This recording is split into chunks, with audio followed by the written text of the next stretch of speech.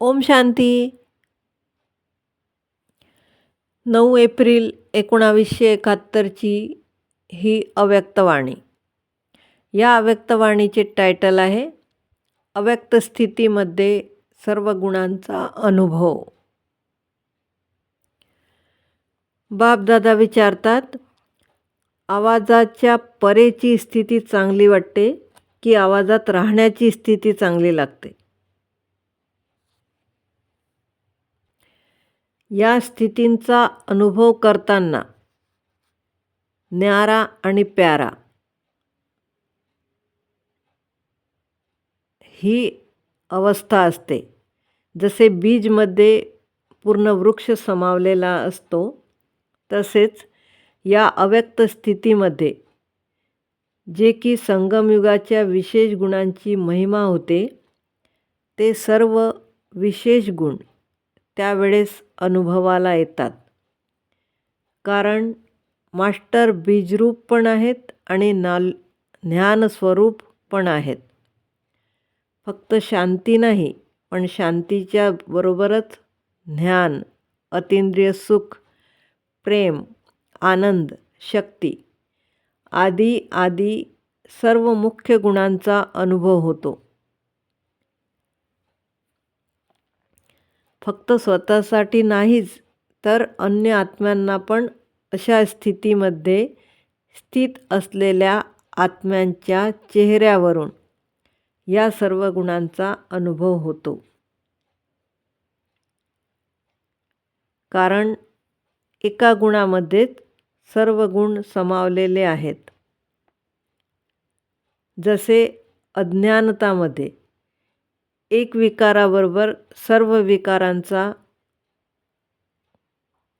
खोल संबंध आहे, तसेच एका गुणाबरोबर सगळ्या गुणांचा खोल संबंध आहे. जर कोणी म्हणत असेल की माझी स्थिती ज्ञानस्वरूप आहे, तर ज्ञानस्वरूपच्या बरोबरच अन्य गुण पण त्यामध्ये समावलेले असतात. आणि यालाच म्हणतात मास्टर सर्वशक्तिवान. अशा स्थितीमध्ये सर्व शक्तींची धारणा होते. अशी स्थिती बनवायची आहे, समानता, संपूर्णताची स्थिती.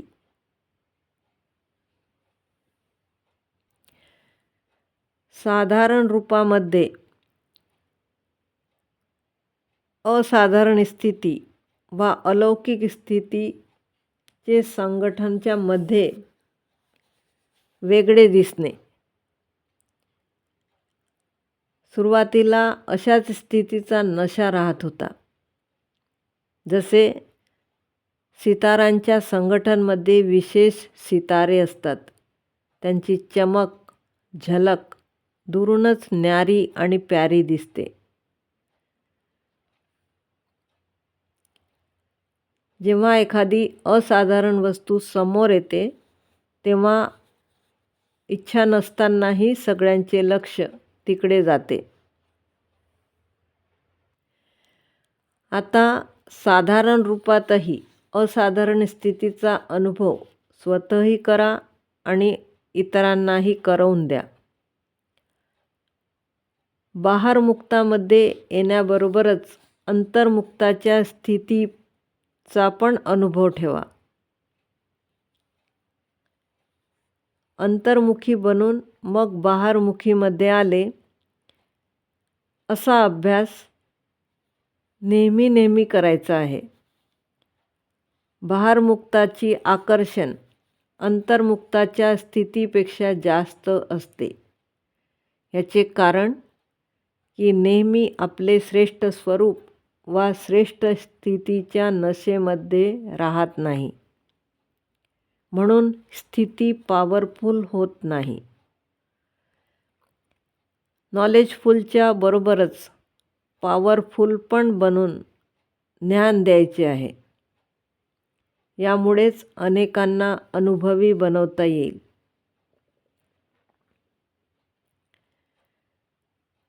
गुणांचे दान मुलांशिवाय कोणीही करू शकत नाही. म्हणून स्वतः सर्व गुणांचे अनुभव स्वरूप असतील तरच इतरांना अनुभवी बनवता येईल. लक्ष्य खूप श्रेष्ठ ठेवलेले आहे की आम्ही 5 तत्वांनाही पावन करणारे, परिवर्तन करणारे आहेत. अशा आत्मा वायुमंडलच्या अधीन होऊ शकत नाही. कमळाच्या फुलाप्रमाणे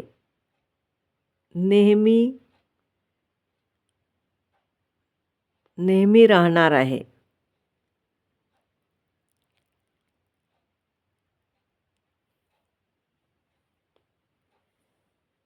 कोणतेही कर्म करताना, उठताना, बसताना, चालताना, झोपताना फरिश्ते पण दिसलं पाहिजे. सगळ्याच कर्मांमध्ये अलौकिकता पाहिजे.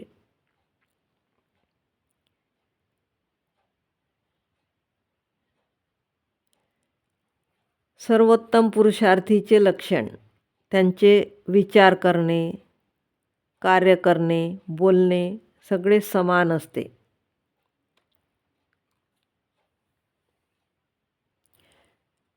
कोणाच्या स्नेहमध्ये पण अधीन व्हायचे नाही, वायुमंडलच्याही अधीन व्हायचे नाही. मजबूर नाही, मजबूत बनायचे आहे. नेहमी लक्षात ठेवायचं, एक आहे, एकाचेच राहू, एकाच्याच मतवर चालू. ईश्वरीय रूपामध्ये माया अशा तऱ्हेने समोर येईल, त्याला परखण्याची खूप गरज पडेल. परखण्याची शक्ती धारण करायची आहे.